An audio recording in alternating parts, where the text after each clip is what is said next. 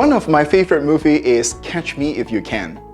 In the movie, Leonardo DiCaprio, he never attended flight school, but he's a pilot. Are you a real-life pilot? I sure am, little lady. The jump seat is open.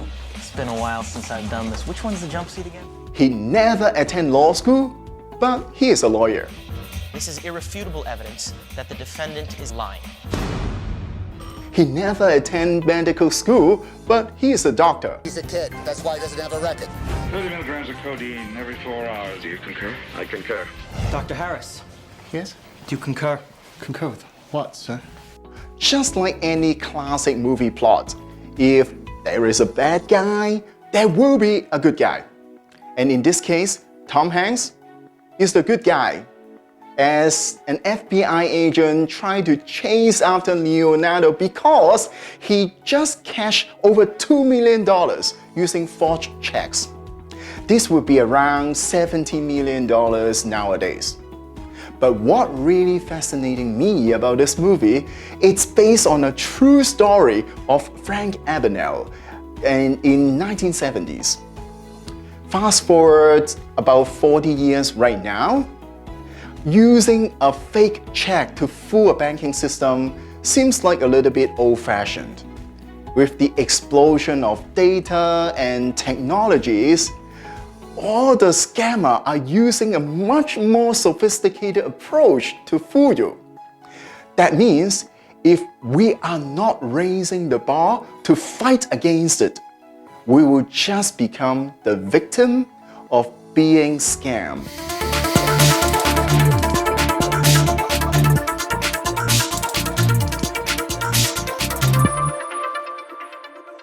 Before we dive into the details, let's take a closer look of what is fraud, waste, and abuse, and why do they always come together as a triplet.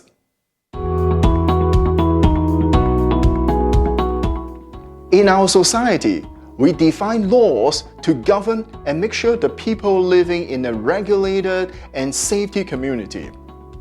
If someone intentionally breaks the law, that's a fraud. For example, if someone steals a credit card information that doesn't belong to him and make a purchase, that's a fraud.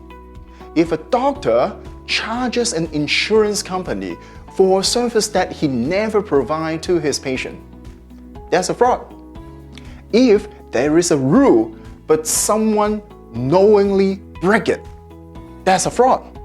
It's pretty black and white. Compared to fraud, abuse is not as black and white. Yes, there is a rule, and yes, you did not break the rule, but you bend the rules for your own interest. That's an abuse. For example, a common disease diagnostic may take 30 minutes for a regular doctor. However, this particular doctor keeps on talking something not very relevant, unimportant for this patient in order to charge more for the insurance company. That's an abuse. Or he prescribed some treatment that is not listed as a prohibited procedure on the list, but it's not that necessary for that particular disease. It's also an example of an abuse. If the definition for abuse is blurred, the definition for waste will be vaguer. Even in a daily life, a wife may complain her husband of wasting money because he has like 5 different games controllers, and she may say, how many pairs of hands do you have that you need so many different game controllers? But on the other hand, her husband may complain her is the one wasting money and said, how many mouths do you have that you need 50 different lipsticks? Kidding aside, in a restaurant, if there are a lot of food stored in the refrigerator, but the manager still keep ordering new stock and end up that the expired overstock needs to throw away, that's an example for waste.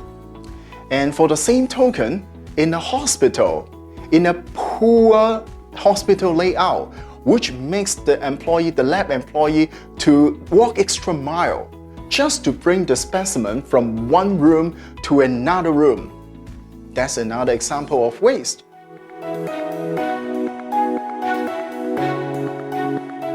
Error is something that we usually don't mention, but still has a negative impact to the efficiency of the system.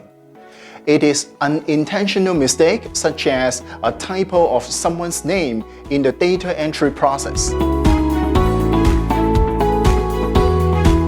As you can see, fraud, waste, and abuse, sometimes even error, represent different levels of severity. And that's the reason why when we are talking about this topic, we usually will bundle them together and call it fraud, waste, and abuse triplet. And these categories can also align with the level of intention. But when we are talking about intention, it's actually very hard to measure. That's the reason why when we continue the discussion in the next few sections, we are going to focus more on the black and white evidence based on measurable data instead of investigating someone's intention psychologically in his mind. As we mentioned before, hackers are getting more sophisticated to break the system.